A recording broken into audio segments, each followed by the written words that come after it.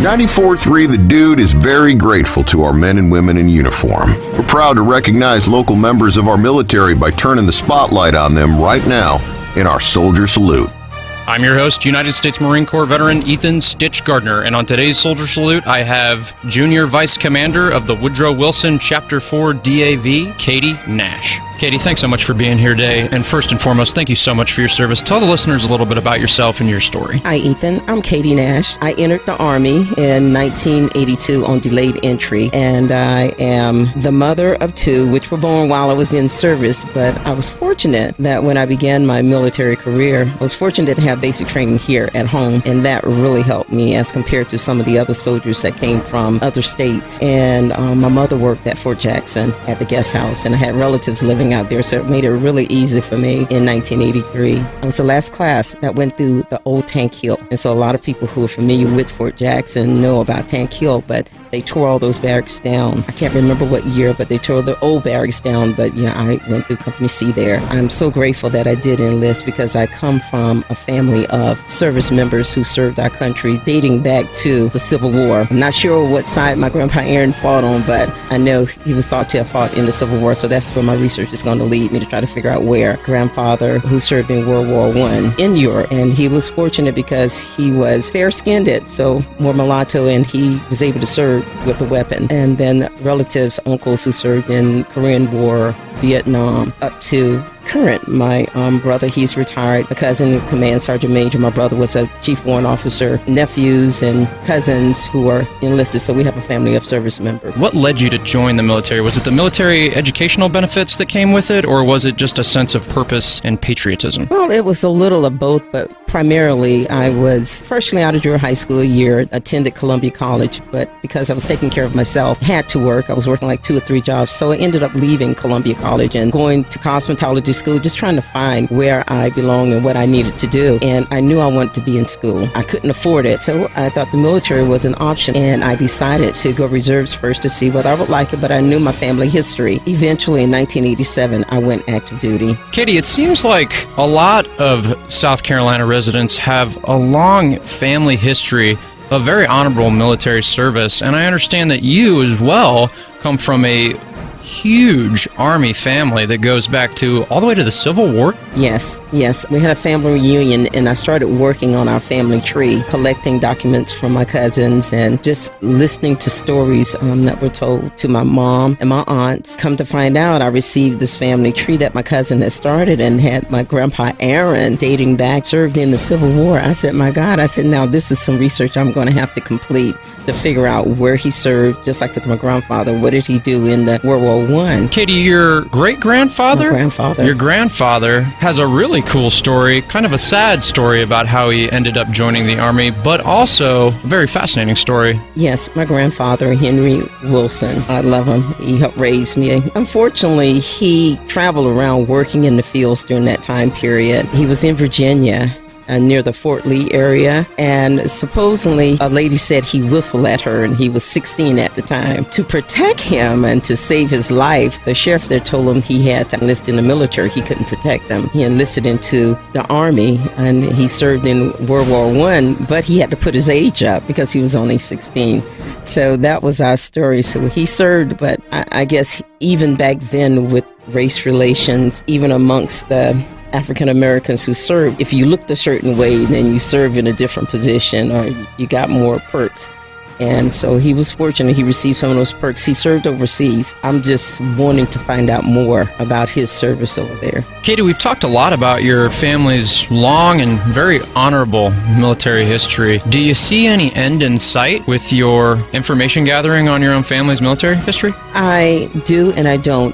The next goal is to go to one of the archives, whether in Georgia, near Atlanta, or in D.C. Probably need to talk to a professional who could guide me in that process because there's a lot of information there, and I would love to be able to get that information and share with our family members because it is fascinating. Katie, we've been talking a lot about the Army side of your family. Your family does not seclude itself to the United States Army. You have relatives in almost every branch of the Armed Forces of America. Yes, definitely. definitely my younger cousin. She's a lawyer in the Air Force, and several others who served in the Air Force, younger cousins. And my stepfather, he served in the Air Force. Matter of fact, he served during the Korean War era. Uncle served in the Air Force also, so we're not limited to the Army. But no Marines? None whatsoever? Not that I know of right now. Maybe, and I know they're going to get on me if I miss them. No, but we're all Army right now, Army and Air Force right now, so. That's okay. That just means your family's full of very, very smart people.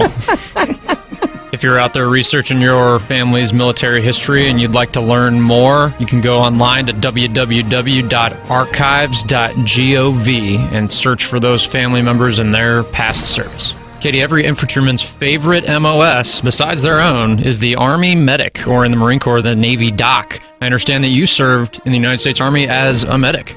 Yes, I was. I went in initially in the reserves as a field medic. That's what we were called back then, and I served at 3270 U.S. Army Hospital out at Fort Jackson. I moved to Fort Campbell, Kentucky, made a life transition to Fort Campbell, Kentucky, and I was living out there, but I couldn't serve as a medic. They didn't have a slot for me, so they placed me in a tank unit, and I was able to use my civilian skills, and they awarded me the 71 Lima, which is the office clerk, office assistant, MOS, and I was able to serve in supply with the tank unit. And from there, I decided in 1987 to go active duty, and I enlisted in Nashville, Tennessee. And I went in as a parachute rigger. They told me, we don't need a medic who's a paratrooper.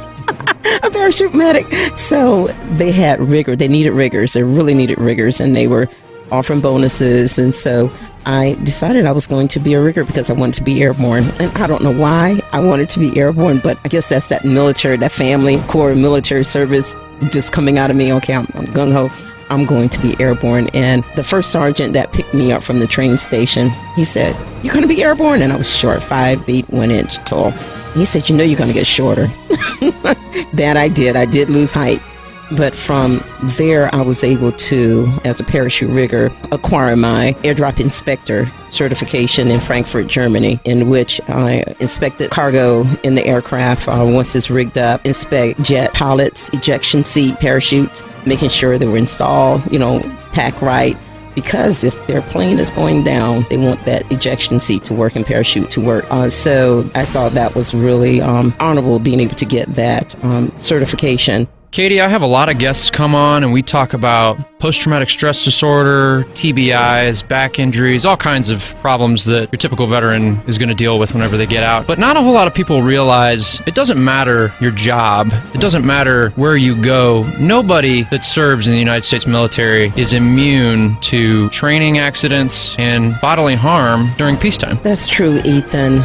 Just thinking back to this year itself, or last year, the accidents occurred and soldiers and our airmen, Marines lost their lives in a vehicle accident, 2 of them. And when you're training for a mission, we don't know when that mission is going to come, but we have to be ready whenever we're called upon or we're placed on orders to go. Unfortunately, yes, injuries occur. As soldiers or Marines or airmen, you don't want to be that weakest link. So a lot of times you'll have injuries and you may not say anything because you want to be looked upon as being the weakest link, or saying, well, I wasn't in combat, so I can't talk about my injuries, or my injuries aren't valid. I had several injuries at Fort Benning. I work with parachute rigging school there, and we supported the Rangers and the school. My second jump after returning from Fort Lee, jumping and coming down, waiting to do my perfect PLF, that's the landing. You have to position yourself right to land. And some of the younger soldiers were playing, we call it playing with the wind, and one of them went under me, and when he went under me,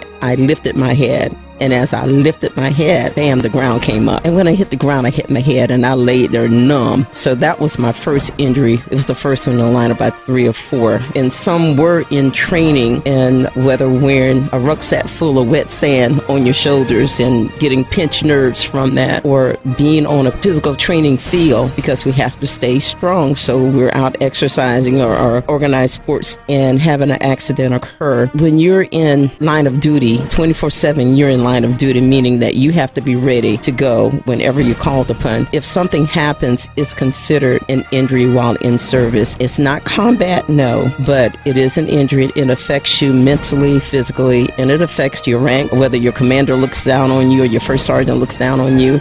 If you have to go to sick call, you don't want to go to sick call, because I was in a male-dominant MOS, parachute rigger, very few females. And so, we couldn't complain or couldn't say we had any issues. So those kinds of things happening. And then when I was in Breda, Holland, getting my foreign jump wings, my Dutch jump wings, I had an incident on the first jump when I jumped, because we had to jump with their helmets and with their rucksacks, with the parachutes.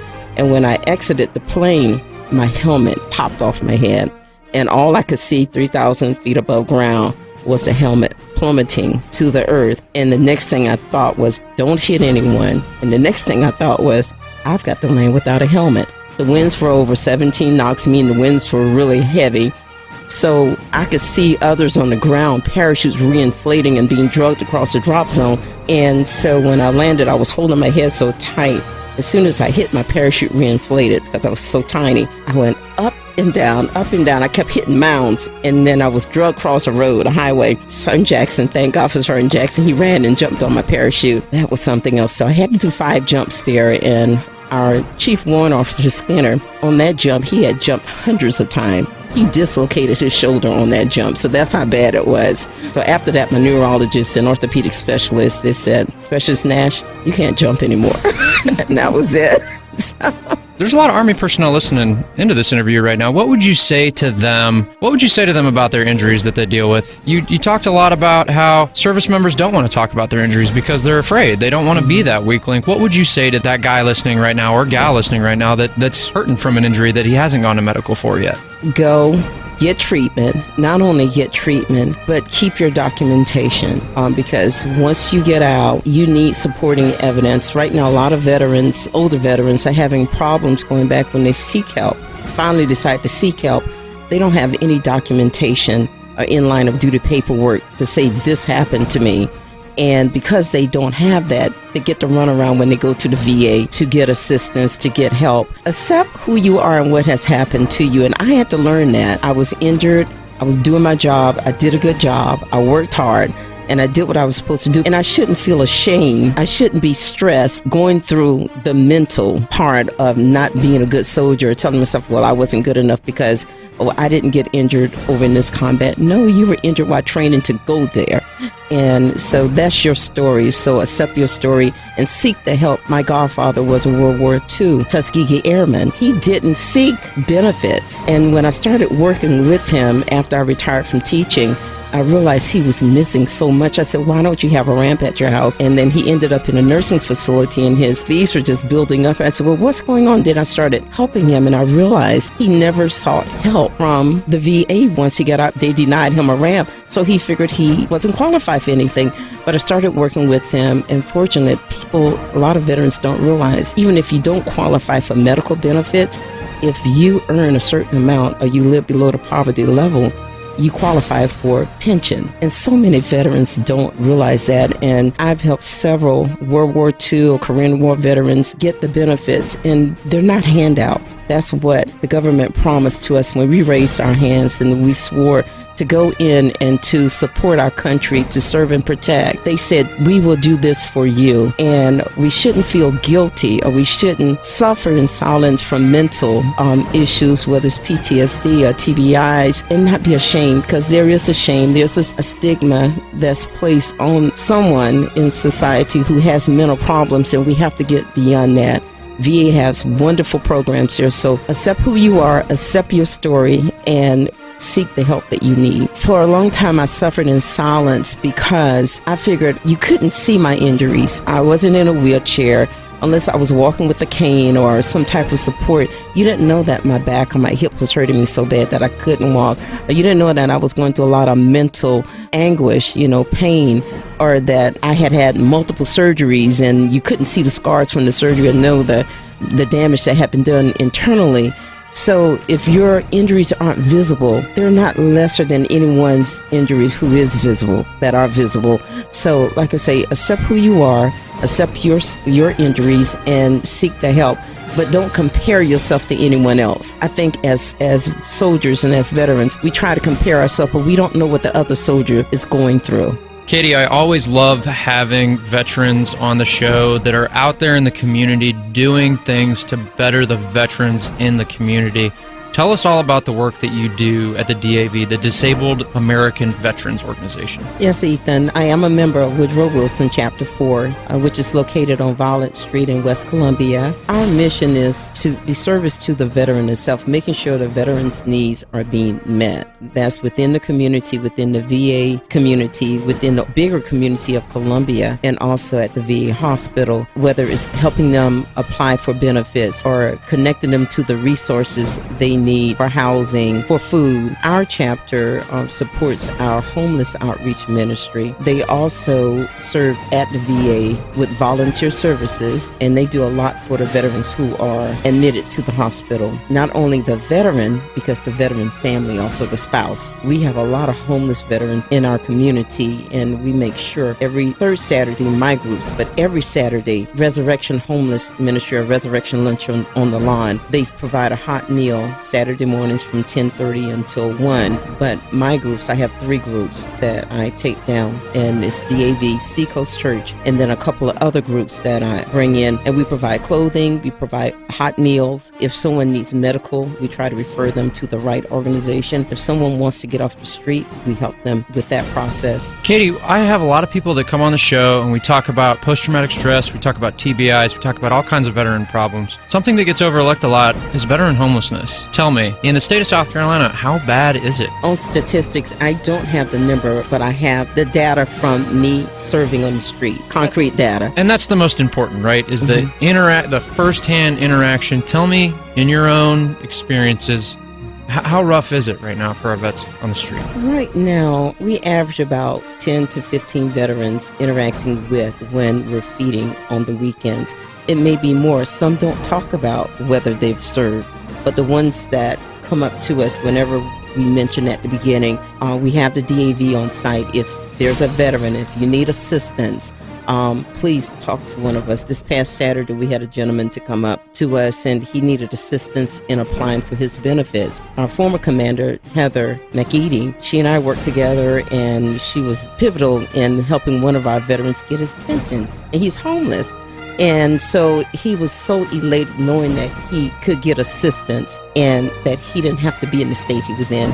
We had another one who was in a wheelchair, electric wheelchair, and he would sit under the bridge down near I-126 Inwood.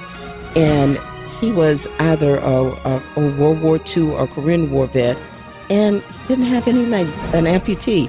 But we were able to get him into, with Larry Nichols with Resurrection Lunch on the Line, helping him get into an apartment with a roof over his head.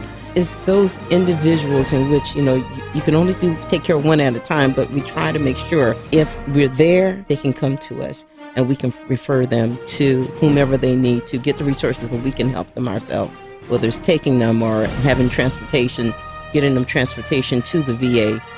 Or getting them in the system. A lot of them hadn't even been to the VA to get in the system. And it's a lot of mental issues, whether it's PTSD or other mental issues that they're suffering with. Some just feel betrayed. And it's just honestly speaking, especially our Vietnam veterans, when they came back, they didn't come back to a welcoming country. So they feel betrayed, and a lot of them really don't seek the help that they need. Katie, it's been fantastic having you on the show. We've been talking a lot about the hardships that our active duty personnel can go through outside of a combat zone. What would you like to tell those individuals that are serving currently? What would it be? To never give up.